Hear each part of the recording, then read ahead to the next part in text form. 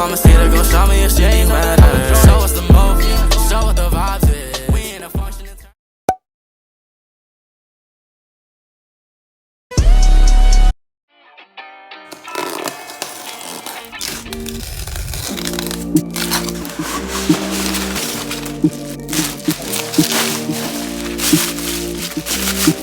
Taylor about the flex.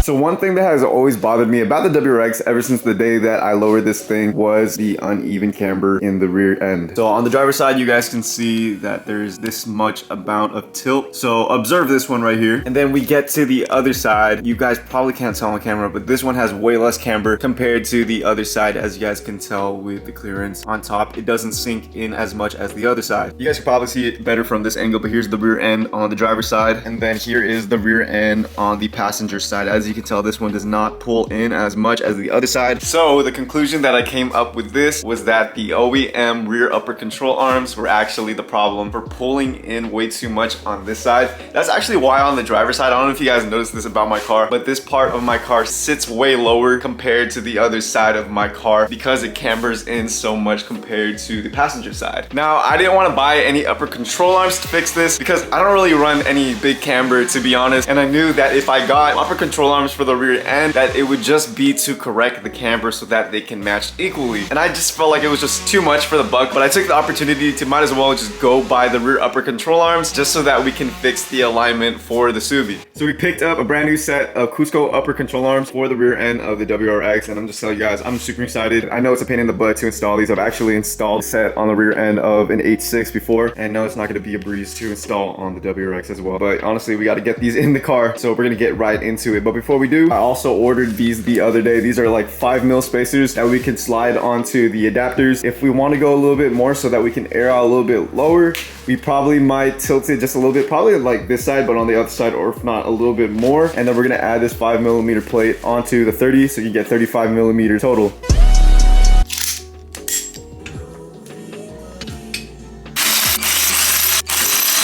So this is a pretty easy process. There's really only 3 points that you need to undo, including these clips for the sensors from the OEM rear upper control arm. But there's gonna be 17mm on all 3 points. Millimeter right here that connects the ball joint. And then there's gonna be a 17mm over there, nut and bolt, and then another 17mm back there with a nut and a bolt. Now taking out the ball joint is gonna be the easiest part of this whole installation. The hardest part is trying to sneak your tools into the rear end to take out those other 17s that are hiding back there. But I feel like we have some space underneath to sneak in the 17mm wrenches so that we can reach the bolts on top. So these are all the tools that I thought were pretty necessary from my last rear upper control arm install. Honestly, I feel like taking out the OEM control arm is much harder than installing the new one, which is pretty much a given with almost any single car part. But to keep it plain and short, we're gonna use a bunch of 17mm. But I bought a bunch of wrenches just to end up cutting them because I needed to slip them into a breaker bar or to pipes for leverage. So I just bought a bunch of pipes, found some pipes in the backyard, and I cut them into the size that I needed just so that I could slip it in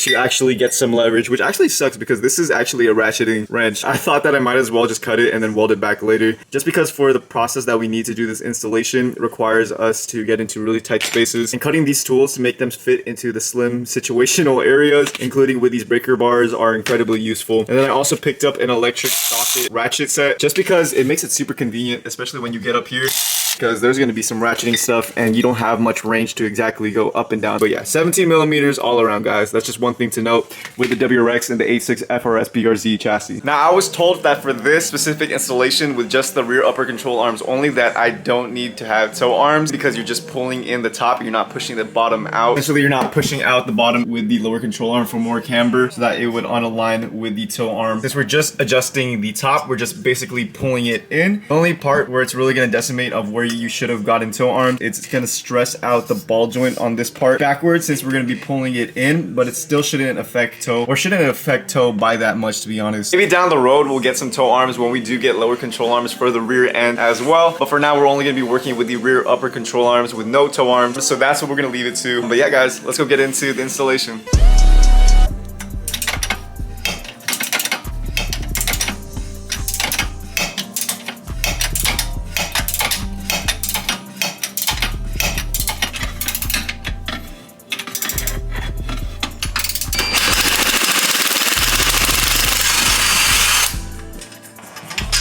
So this is the 17 for the ball joint, which is the first one that we're going to remove.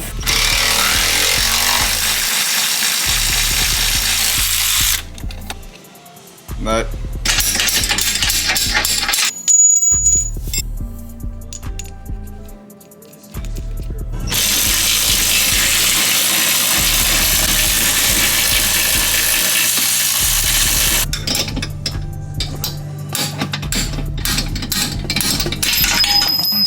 Right after you do the two over there and you already unbolted this one, gonna stress the joint a little bit, but honestly it's fine because it's not pulling out that much, so there's no need to hammer it out, but it slips out just like butter. That's pretty easy. But yeah, I also forgot to get these clips, so we're gonna go ahead and do that as well. So these wires are literally just 2 pinch clips right there and right there. Honestly, you just gotta pinch the frick out of it and then you gotta pull it out from this part right here.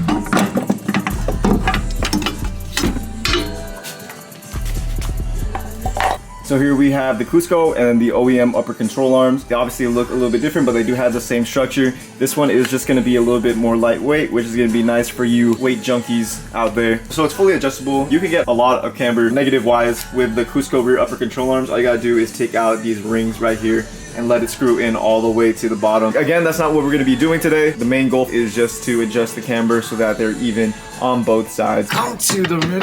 Essentially, we're just gonna slip it into the same spot because this is literally the same thing as the other one. I don't know if I should put it in the ball joint first or should I at least put the screws in for that side. Let's go with option B. We're gonna bolt it on first. Freak. Just like butter.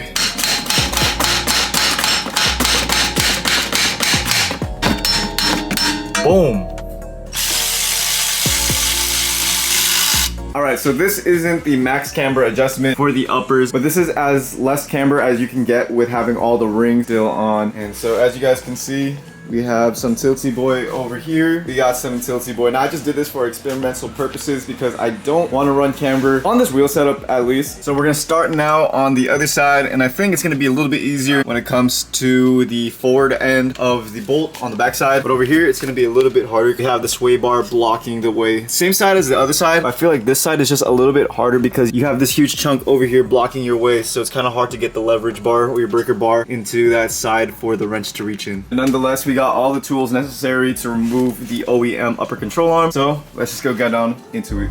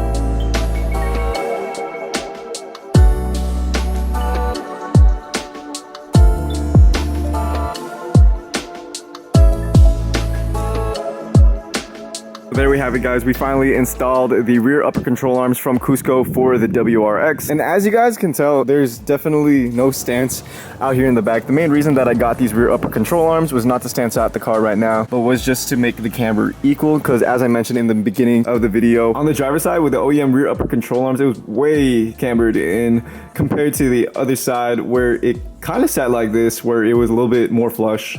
And I didn't like how the camber wear was so uneven because the other side obviously had more camber than this side, so the tires would wear out at different rates. If you guys remember from the last video that we uploaded, we recently just picked up these Z stocks for the WRX, and they're pretty like weak spec, so it's kind of hard to like stance these wheels out on the WRX. And I've been kind of saying this for a while now that I wanted to get some strong spec wheels for the WRX pull, but the reason that I couldn't pull off with that opportunity was because I had no rear upper control arms to properly fit those wheels when it comes. So in a way, I'm kind of glad that we got the rear upper control arms anyway, even though we didn't do any crazy camber, mainly because we have a free open book and open table to buy any strong spec wheels anytime and to just throw them onto the WRX. Now, you guys remember in the last video, we threw on a 30mm spacer onto the front and then a 5mm plate on top of the adapter. And I said that I wasn't satisfied with the outcome of those spacers. So the day after that, I believe I picked up a 35mm spacer and I replaced it with a 30, and I put the 30 in the rear instead of having a 20. And then the front has a 5 plate, so it's 40 up front and then like 30 in the rear, or like 35 because I put a 5 plate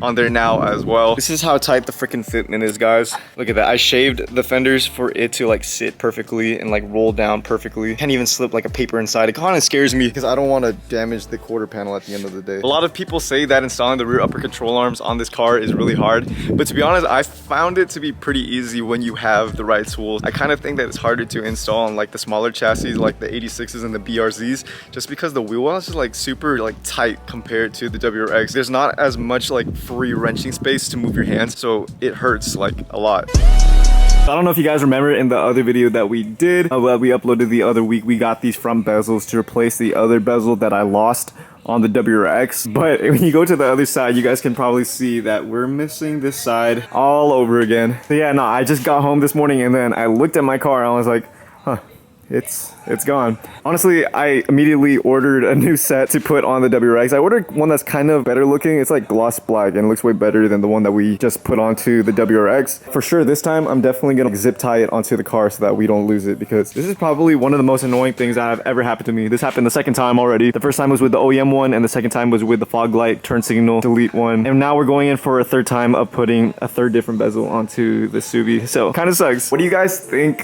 of the WRX right now? I kind of removed the pin white stripe. I kind of wasn't feeling it. I mean, it was a cool idea. I just didn't think that it blended well with the concept of this car. I think the dark silhouette matches it a little bit more. I knew it would look a little bit off. I kind of just wanted to try something different, but at the end of the day, I just ended up ripping it off. I know I kind of said that these wheels are kind of just going to be a temporary setup, but I don't know. I kind of like fell in love with the wheels a little bit, especially in the triple chrome finish. And I just feel like it's a little bit different, which is something that I wanted to go for. Of course, it still has like the same style or the same look as other wheels that are on the market. But for these wheels being OEM wheels and not that many people running them, I honestly think that it's a pretty cool look. I'm pretty much satisfied with the whole like cosmetic and like aesthetic part of the car. I'm really happy with how it looks. I kind of want to start getting more into like the handling perspective of this car and the whole like sway bar suspension unit when it comes to building the WRX. I don't know, I feel like my car is just meant to drive and I don't want to entirely just make it a parking princess type of car. Kind of want to do a little bit more with it, possibly weld up my own chassis bracing for the underside, the rear side, and the front side of the car, and even under the hood for the top strut tower. Kind of want to do like one of those custom like 4-point or 6-point front braces under the hood. I've been practicing my welding for the past couple of days now, and I think that I'm progressively starting to get a little bit better. The welds are definitely really strong. I've tried to break them and cut them. They're like really tough. So I think that I might be ready to do a real project like chassis bracing and whatnot. I might start with fabricate one under the hood and then progressively start to try fabricating one for the bottom part or the top part of the rear portion for the Subi. But yeah, nonetheless, very happy with how the Subi turned out, especially in the rear now that we finally have matching camber. Hopefully we can start moving on to big and better things for this car, such as bracing and better suspension parts, handling parts, so that we could actually start driving this thing like it's meant to be driven. So if you guys don't know, this is Angelique's GR86, also known as K20 on Instagram. She also does YouTube, so you guys definitely should go check that out. As I said, I installed some rear upper control arms on an 8.6. This was the car that I first did it on, and it was way tight compared to the WRX over there, which was more spacious. But super clutch to Angelique because she did the right side all by herself. Honestly, it's a pretty hard job. I already have like pretty like petite hands, and it was just really hard to wrench in that area. You guys can search up her YouTube at Angelique Cison, or you guys can check out her Instagram with her GR86, her car count at K20. She also got some work VSXXs. What spec are these? 18 by 10 plus 20. All right. So she got some rear upper control arms in the rear and then some Cusco front lower control arms up front as well. And if you guys were wondering, yes, it is a manual. If you guys aren't already doing so either, you guys should follow IGSide Garage on Instagram. We host meets with bigger brands. We have an upcoming drop in late April or early May. It's gonna have a bunch of cool heaters, so definitely don't want you guys to go miss out on that. Make sure you guys like, comment, and subscribe. And until the next one, don't forget to drink your water, eat your vegetables, and I'll see y'all later. Peace.